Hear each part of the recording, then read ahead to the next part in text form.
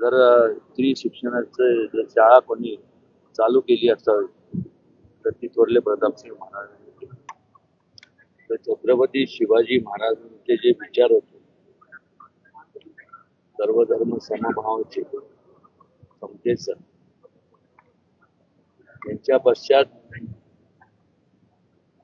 ते विचार लोकांपर्यंत पोहोचण्याचं काम आणि एक समाज सुधारक त्याला म्हणतो आपण, रिफॉर्मर म्हणतो, या लोकांनी केलं. त्यापैकी महात्मा ज्योतिबा फुले होते. अत्यंत चांगले उद्योजक तर होतेच, इकॉनॉमिस्ट होते, एक विजनरी होते आणि आयुष्यभर कष्ट करून ही संपत्ती गोळा केली. ही सर्व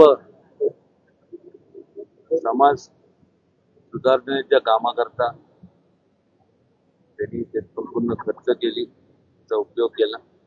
एका दृष्टिकोनातून जर आपण पाहिलं तर थोरले प्रतापसिंह महाराज जे होते त्यांनी त्यांचं महात्मा ज्योतिबा फुलेंनी अनुकरण केलं. कारण की त्यांनी सुद्धा सर्वात प्रथम